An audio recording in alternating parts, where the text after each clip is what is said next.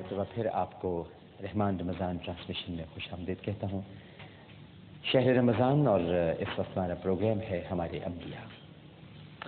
افطار کے وقت جہاں ہم نے گفتگو کا سلسلہ منقطع کیا تھا، وہاں یہ بتایا تھا کہ سیاہ بادل آ رہے تھے آسمان پر، اور ان سیاہ بادلوں کو دیکھ کر قوم عاد یہ سمجھ رہی تھی کہ شاید بارش ہونے والی ہے۔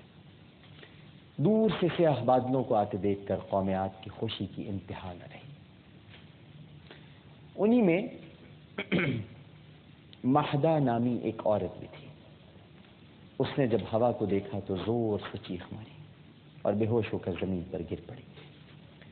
ایک شخص نے کہا خوشی سے بے ہوش ہو گئی ہے، دوسرا بولا یوں ہی چکر آ گیا ہوگا۔ تھوڑی دیر بعد اسے ہوش آ گیا، اس کے چہرے سے خوف نمایاں تھا۔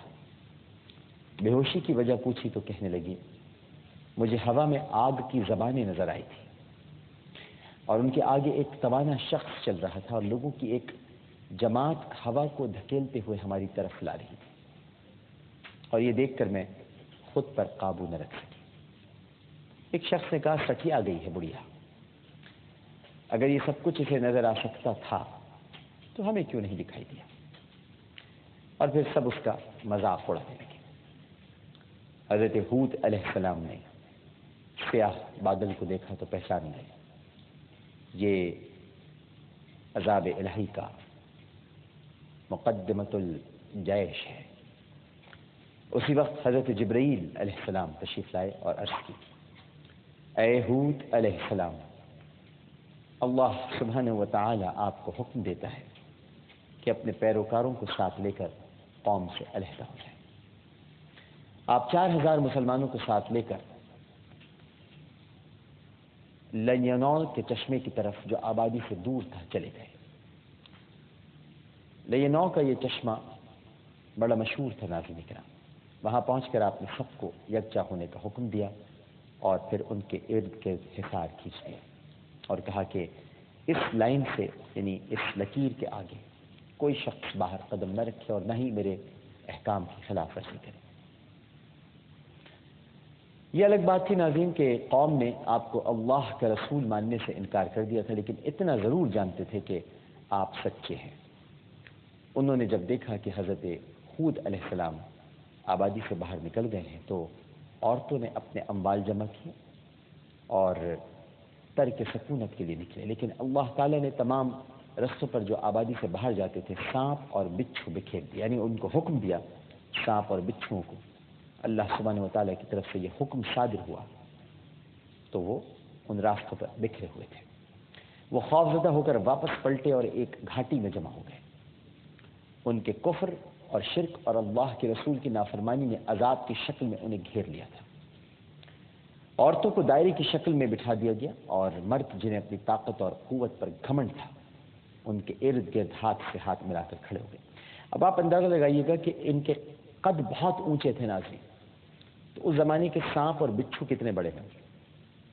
یہ جو ہالی ووڈ میں آج کل موویز بنتی ہیں جن میں پری ہسٹورک اینیملز دکھائے جاتے ہیں اور میمتھ وغیرہ بھی اس میں دکھاتے ہیں اور دکھاتے ہیں کتنے بڑے بڑے ہوتے تھے، چاہے آپ انہیں ڈائناسورس کہہ لیجئے یا اور بھی جو بڑے قوی الجثہ جانور ہیں، تو چونکہ ان کا قد بہت اونچا تھا، یہ بڑے گرانڈیل تھے، تو اس سے اندازہ لگا لیجئے کہ وہ سانپ اور بچھو کیا ہوں گے جو ان کا راستہ روکے کھڑے تھے۔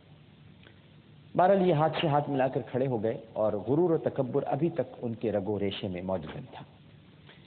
کہنے لگے دیکھتے ہیں ہود علیہ السلام کی ہوا ہمیں کیا نقصان پہنچا سکتی ہے۔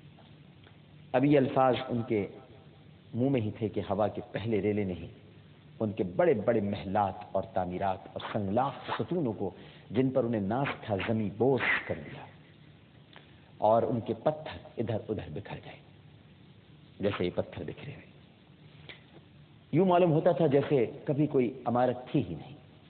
اس کے بعد ہوا نے ان عورتوں اور مردوں کو فضا میں گیند کی طرح اچھال دیا اور وہ اس طرح زمین پر بکھر گئے جیسے کھجور کے کھوکھلے تنے۔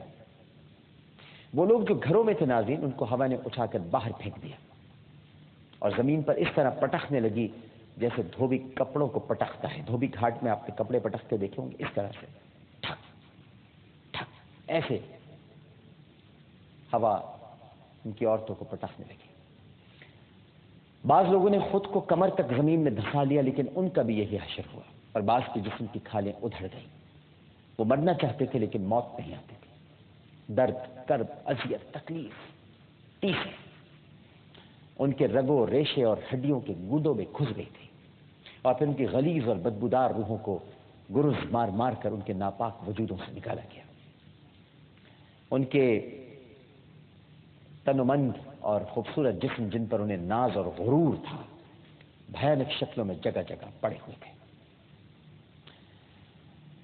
ناظرین کرام، آگے کیا ہوا یہ ہم افطار میں آخری قسط میں بتائیں گے۔ حضرت ہود علیہ السلام کا قصہ آج افطار کی ٹرانسمیشن میں انشاءاللہ اختتام پذیر ہوگا، اور آج افطار میں بھی ہمارے کچھ خاص مہمان آ رہے ہیں، ان کے ساتھ انشاءاللہ ہم اس قصے کو اختتام پذیر کریں گے۔ فی الحال ایک چھوٹا سا وقفے کے بعد دوبارہ حاضر ہوتے ہیں۔ ہمیں یقین ہے کہ آپ سب لوگ ہمارے ساتھ ہی رہیں گے۔ رحمان رمضان ٹرانسمیشن، سحر عامر کے ساتھ، شہر رمضان، ایک چھوٹا سا وقفہ۔ السلام علیکم ورحمۃ اللہ۔